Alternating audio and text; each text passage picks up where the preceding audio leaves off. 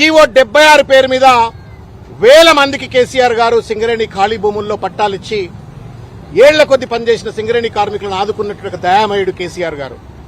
రేవంత్ రెడ్డి ఉన్న భూములను లాక్కదొబ్బి real estate దందాలకు పాల్పడాలని ప్రయత్నం చేస్తా ఉండు. దీన్ని ప్రశ్నించొద్దా అని చెప్పని మేము అడుగుతా ఉన్నాం.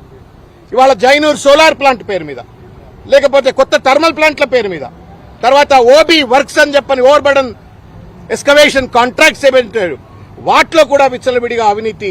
మొత్తానికి 15,000 కోట్ల రూపాయల విలువ చేసేట్టు కుంభకోణాలు ఇవాళ సింగరేణి కాలనీస్ లో జరుగుతా ఉన్నాయి. ఈ దోపిడి సొమ్మంతా ఇవాళ ముఖ్యమంత్రి గారి కనుసన్నల్లో వాళ్ళ బామ్మర్ది గారు నిర్వహిస్తున్నట్టుగా సమాచారం వస్తుంటే దానిపైన నా కేంద్రం మాట్లాడదు. 49% వాటా ఉన్న కేంద్రం మాట్లాడదు. 51% ఉన్నటువంటి ఒక తెలంగాణ ప్రభుత్వం ఒక దోపిడీదారుగా మారిపోయి విచ్చలవిడి దోపిడీకి పాల్పడుతూ ఇవాళ సింగరేణి కాలనీస్ ను ఒక మిల్చింగ్ కౌగా మార్చుకుని ఇవాళ అనుమల కుటుంబం బాగుపడేటువంటి పరిస్థితి కనబడ్డది.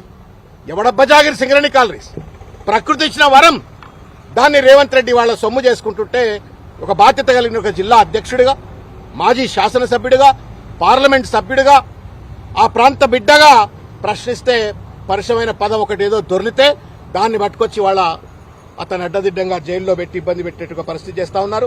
డీజిల్లో కుంభకోణం, జిలిటన్ స్టిక్స్ లో కుంభకోణం, మొత్తం కుంభకోణమానంగా సింగరేణిని మార్చినారు. మేము ఒకటే అప్పీల్ చేస్తా ఉన్నాం తెలంగాణ సమాజానికి. సింగరేణి కాలనీస్ తెలంగాణ ప్రజల ఆస్తి, దాన్ని రేవంత్ రెడ్డి సొంత ఆస్తిగా మార్చుకోవడానికి ప్రయత్నం చేస్తా ఉన్నాడు. దాన్ని కాపాడుకునే బాధ్యత కేవలం సుమందో బీఆర్ఎస్ పార్టీతో కాదు, 4 కోట్ల మంది తెలంగాణ ప్రజలు సింగరేణి కాలనీస్ ను కాపాడుకోవాలా. కేంద్రం 49% వాటా ఉన్నప్పటికీ కూడా వాళ్ళు నోరు విప్పకపోతే కూడా వాళ్లను ముల్లుగర్ర పెట్టి పొడవాలా. ఇవాళ రేవంత్ రెడ్డి ప్రభుత్వాన్ని కూడా ముల్లుగర్ర పెట్టి పొడవాలా. ఈ యొక్క ఉద్యమం, సింగరేణి కాలనీస్ ను కాపాడుకునేటువంటి ఉద్యమం సుమన్ను జైల్లో పెట్టి ఆగిపోయింది అనుకోవచ్చు. ఇది ఇప్పటికి ఆగదు. బీఆర్ఎస్ పార్టీ తప్పనిసరిగా ఇంకా బలమైనటువంటి రీతిలో సింగరేణి కాలనీస్ ను కాపాడుకుంటాం. సింగరేణి కాలనీస్ లో ప్రతి కార్మికుడికి న్యాయం జరిగేంత వరకు మా యొక్క ప్రజా పోరాటం ఇట్లనే కొనసాగుతుందని చెప్పని తెలియజేస్తాం.